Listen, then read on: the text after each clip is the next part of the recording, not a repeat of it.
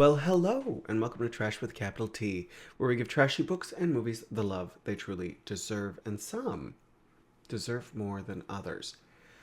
I'm your host, Bobby. New videos are posted here every Sunday, 8:30 a.m. Eastern Time. And if during this video you like what you see, give it a like. It makes me feel good and helps the channel.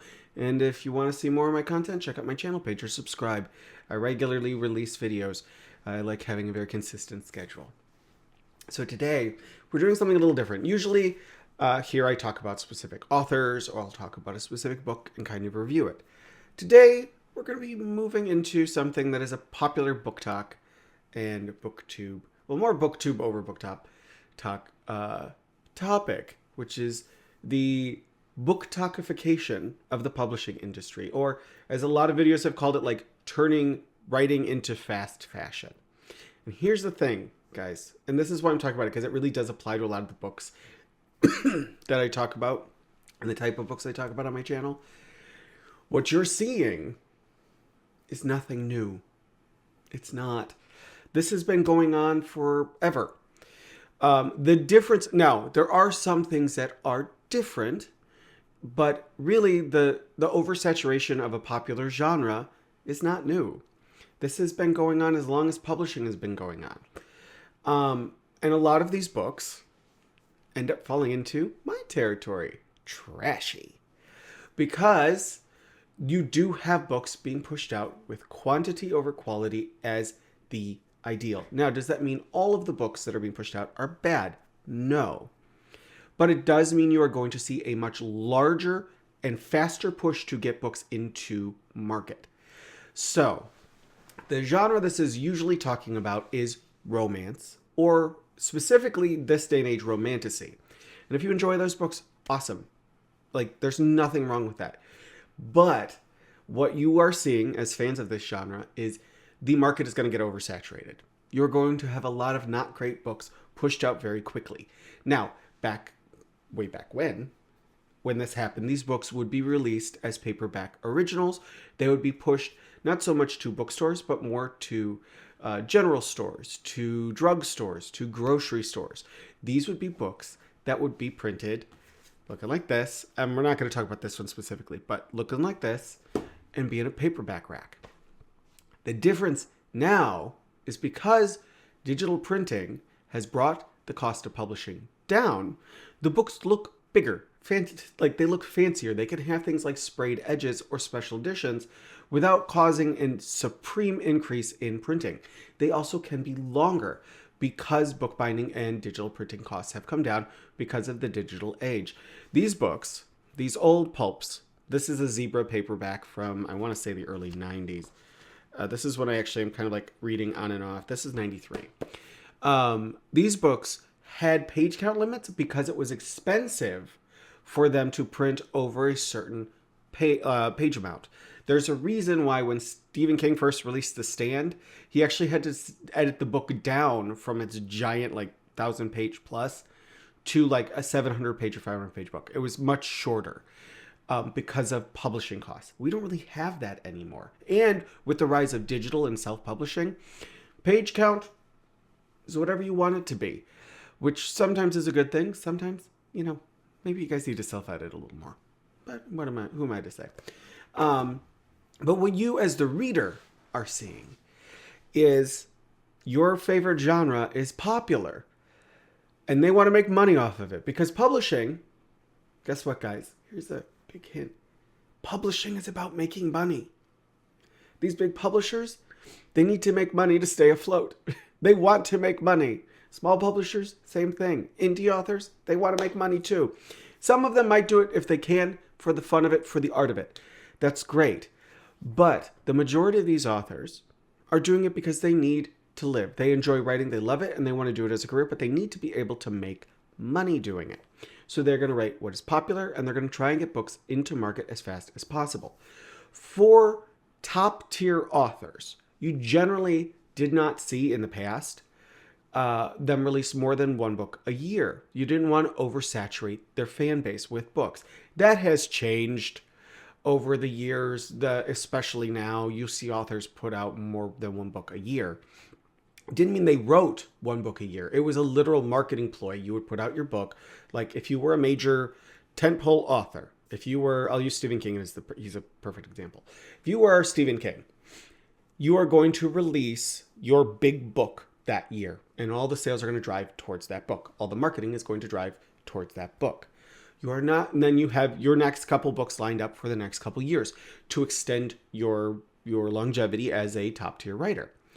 That is why, actually, he was releasing books under a pen name as Richard Bachman, because he wanted to try and see if he could replicate that success, but do it and release more than one book a year.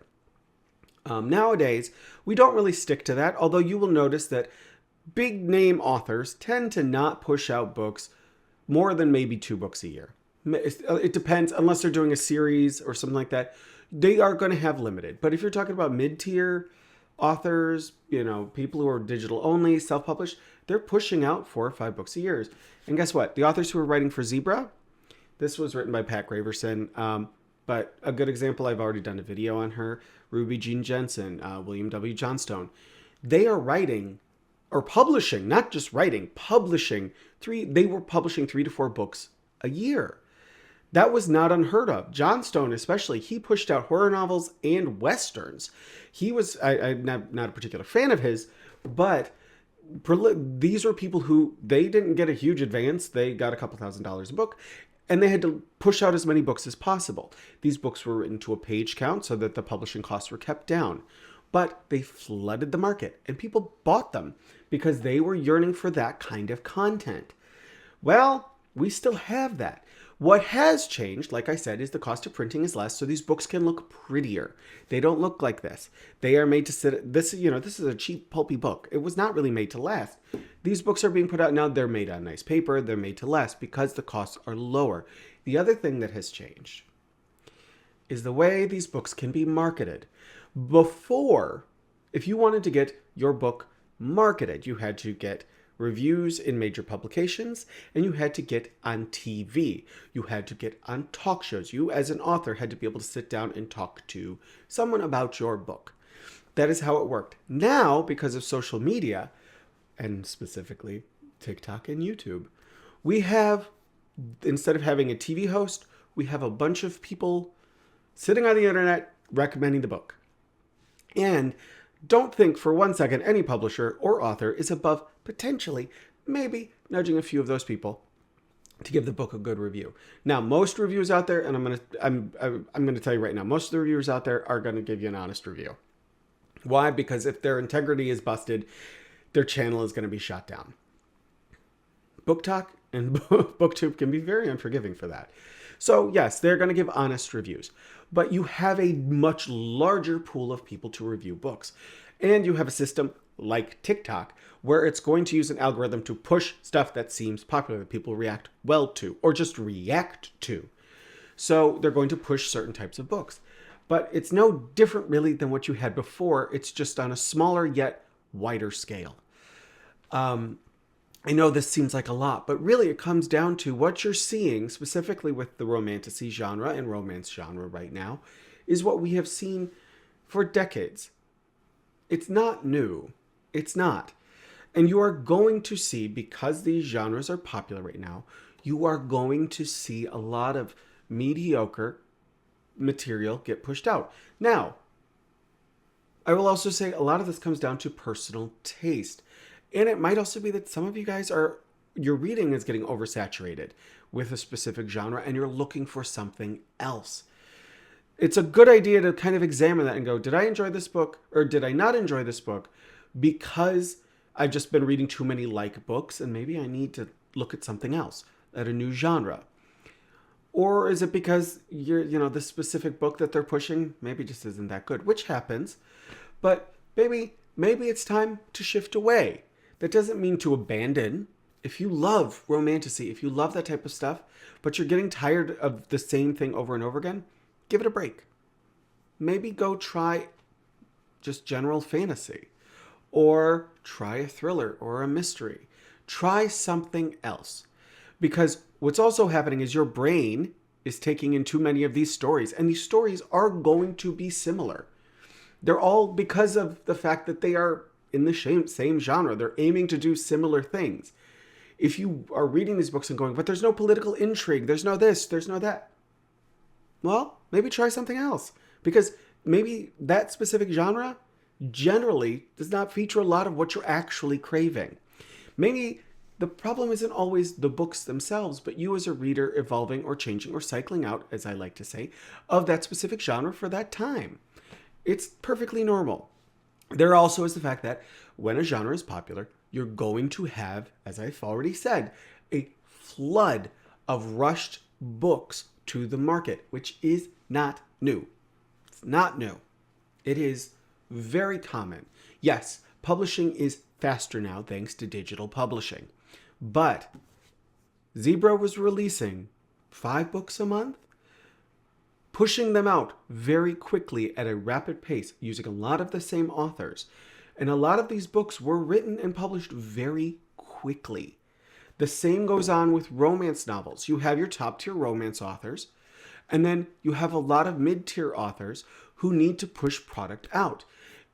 You see this with also like category romance. I've talked about category romance kind of early on in my channel. I love category romance. I think it's very fun. But those books generally are published and scheduled fairly quickly compared to a large tentpole book. So if we're talking romantasy, Sarah J. Maas, I think that's the one. She does Court of Thorn and Roses. Her books, because she is a large recognizable name in that genre, would be considered a tentpole book. Her next book is going to be pushed hard by traditional marketing. It's going to be pushed hard online because they know she has a fan base, because she is a name that sells a book. It's not just the book itself. Her name being attached to it will sell it. So you'll see her publications also be a little slower moving forward because she's going to have editors who will take the time to work with her because they know that her book will bring in a large amount of money and they want to make sure they come back for the next book. But for an author who is just starting out, who has a name, and you're really selling it off of the genre, they're going to push that book as fast as they can. Why? Because they don't have the time or money to spend months and months and months on these books.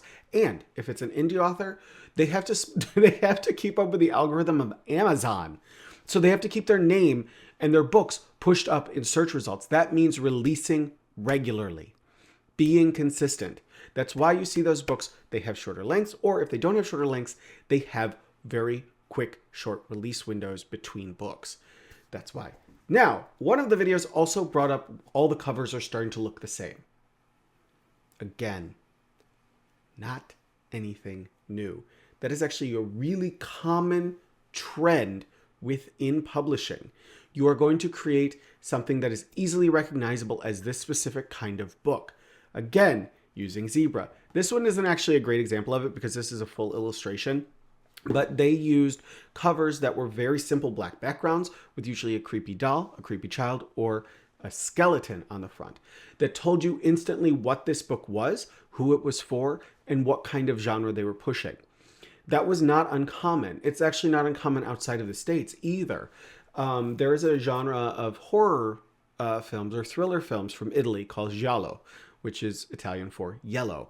And it gained that name because the books that these movies were kind of emulating, which were thrillers and mysteries, had, because of the publisher, yellow covers on them that made it easily recognizable as a specific kind of book. So if you are doing a romantasy book, you are not going to do something with a like painted cover that looks like, you know, the Wheel of Time, which although those covers are all now changing to simpler, more iconography-based covers as well. But you're not going to have like a super detailed cover. You're going to have something with swords or a dragon or, you know, flowers. Because it tells the reader, boom, this is this kind of book. That is not new. That is very, very common. It's literally just that the art style has kind of changed, but that's also because the tools used to create that art have changed. We have gone from having stuff that had to be hand-painted, like those old romance novel covers with Fabio. I wish I had one around here right now. With the, you know, you had the big muscular man and the woman and her boobs are about to pop out of her top. That type of stuff. Those had to be hand-painted. Now we can digitally create something like that using Illustrator or GIMP or Photoshop or whatever. Our photo technology and photo editing has also evolved, so it's much easier, faster, and cheaper to do it. So you are seeing a move, yes, in art style, but you are still going to have a similar style of cover between genres. That is how it has always been. What you are comparing, what I think a lot of people are comparing these to is literary fiction. Okay. So outside of genre fiction, where we're talking fantasy, romance, mystery, horror, sci-fi, that kind of publication, where you will see on the spine, I'm going to put this towards my camera, where you could see a genre designation that tells them to put this in a specific, at the bookstore, put this in a specific genre category when sorting. You are going to have literary books. These are generally books that deal with broader topics. They are more slice of life. They don't have a specific focus, and they maybe don't focus on specific tropes like a lot of genre fiction does. And let me say this right now. There's nothing wrong with tropes. There is nothing wrong with giving an audience what they want. But sometimes you will have a book that doesn't fit any of that. Literary fiction also tends to have a little more, for lack of a better term, respect thrown behind it. These are bigger books. These are books that are doing something more, at least as they're being marketed. I've read plenty of literary fiction in my life, and some of it is absolutely amazing and life-changing. Some of it is very self-indulgent, and I want to tell the author to pull his head out of his ass. So, it can go either way. But those books tend to have a little more room to play with the cover, but you're also going to see covers that tend to lean more mature. They're going to lean more aesthetically simple and pleasing to the eye. You're going to see stuff that maybe is a little more abstract, but you're going to have something that is not conveying this is the genre that my book is in. You tend to have something that feels more adult.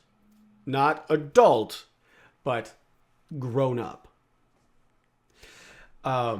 So I get it. For a lot of you readers out there, especially because I notice a lot of the people who are talking about this stuff are younger. I'm an old man. I'm in my 40s. Not that old. For a lot of young readers out there, they haven't really experienced this because they're finding these genres. They're part of the wave as these genres become popular. And this is their first time being a part of that wave and seeing the genre they love get flooded. It's happened to me multiple times. Horror has had multiple, I love horror books, and I've had multiple ebbs and flows of the market is doing good. We're seeing a ton of stuff get pushed out. Oh my God, most of that stuff is junk, and the wave pulls back because the readers push against it. And now the market's ready again, and we're going to see something hit, and it's going to hit well, and we're going to see that flush again, and we're going to see a bunch of crap get released, and then it's going to pull back. You're going to see that happen with romantasy. Now, I will say one of the things that is changing more and more as this is going, because of social media and because marketing is much quicker and more direct, you are seeing these cycles happen much faster. So you're not having, horror. I'm not gonna pick the book up again. You don't need to see it. But horror had a big a rush during the 80s and early 90s, and then it died. So it really had a rush for almost a decade. We are not getting decade-long rushes. We're getting maybe 3-4 years out of a book genre. But that's also because, like I said, it's easier to publish books. It's quicker to get them out there. And unlike what we had in the past, you have a self-publish book market now that is doing fairly well. And there are a lot of great authors who are publishing for themselves. So you have a whole new side to it where you're adding more material to the pile. And because it's self-published, there is less quality control. Self-published does not mean a book is bad. I have reviewed self-published books on this channel. You may not have seen the reviews yet because they're scheduled well out in advance. But there are books that I've read that are self-published that I love. There are books that I have read that have been traditionally published that I did not love. But you also now have that in the market. You didn't have that before. That is one of the things why these are getting oversaturated even faster. It doesn't have to do with the fast fashion or TikTokification or whatever of publishing. Publishing is doing exactly what it has always done. It just might be doing it at a little faster pace. And because of the digital era that we're in, it's a little more transparent and you have a larger platform to talk to other fans about it. That's really it. Now, this is not to say to all those people who were complaining about this to shut up, because I don't want to tell you to. I love hearing your guys' talks on these. I just hear it so much. I'm like, this fits kind of with what I talk about on here. And I wanted to kind of give you guys a little bit of an insight into the fact that your genre will most likely survive this. You may see it die out for a little bit because the markets change. You're going to see it die out for a little bit, but it doesn't mean it's gone forever. It'll probably come back in a couple years because someone will write the next great romantasy book or the next great spicy romance, and it'll build up again. And you'll get to ride that wave all over again. It'll also be, when that happens, you'll be older and you'll be more discerning in what you pick. Or you'll just be more accepting of the fact that, hey, some of this stuff is just mindless crap.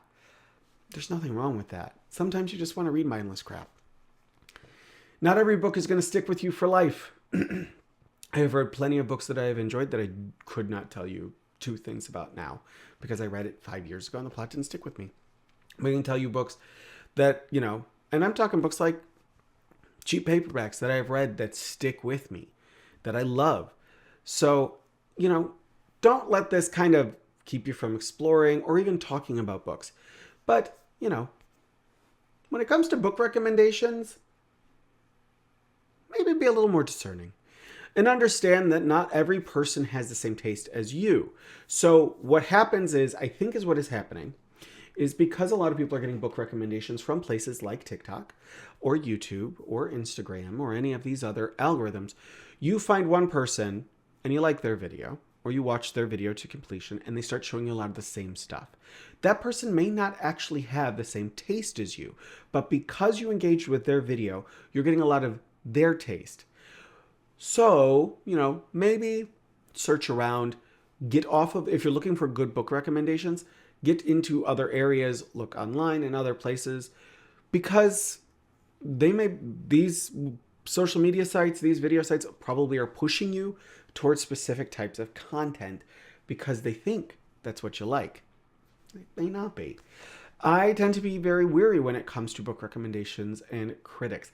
Not because I think they're bad at their jobs or they don't know what they're talking about, but because they may not necessarily have the same taste as me. I know I have a very specific kind of taste when it comes to specific kinds of books.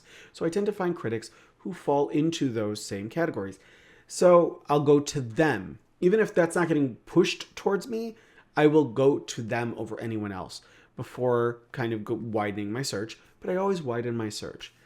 And I get, if you're riding a high on a specific type of book or movie or TV show or whatever, you want to take in more of that type of media. You want to enjoy it because it gives you that little drip of serotonin that the rest of life doesn't give you. Because life can be tough and sucky. And sometimes you're going to get recommended not great stuff. Or at least for you. It might just be for you.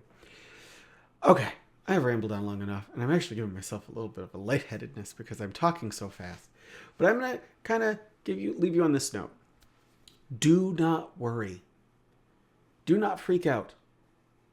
You are riding the same cycle that I have ridden since I was a kid, reading horror novels that I pulled off a paperback rack in a Walmart or a Walgreens. It's on a little bit different scale. It looks a little differently, but it's literally the same old crap. Your genre will hopefully survive this. I think it will. Because there's always been romance and fantasy. It may look a little different. It might be a little more X-rated than it used to be. But it always finds a way to come back. That may mean also you as a reader might just be oversaturated with those types of books. And it is okay to try something new. To explore a different genre. A different type of book. Maybe try something for a different readership. I think that's where I found some great books. I've had some great experiences where I'm like, okay, I'm oversaturated in this. I've read too much of this. Why don't I just try this? And once I get that break, it makes it easier to come back to the type of books that I usually love because I've had some time away. I've let those stories seep through me, run through me, and I can come back and re-enjoy them and not be like, well, they just did this in this last book and they did this in this last book. You know, give yourself some space. Try something different. If you want to try something like, I'm going to go back to romantasy because that's what a lot of these videos kind of focus on, or romance. If you want to jump off and just try something different, maybe try sci-fi. Sci-fi is a genre I have no real experience with, but I was kind of running out of steam with a specific genre. I tried, oh god, I'm going to screw up her name, Shards of Honor by Louise Masters Berjold, I believe. I'll pop the cover up. This is a series my husband loves. I have never read it, but I was like, oh, I'll give it a try. It's completely not something I would normally read. I adored that book. And it reignited my love for reading and got me out of a book slump. So maybe try that out. Maybe that'll help. I don't know. All right. And as I always say, if you don't want to do that, doesn't matter. Love what you love. Enjoy what you're reading and watching. And have an amazing morning, afternoon, or evening. And I will see you guys in the next one. Bye, guys.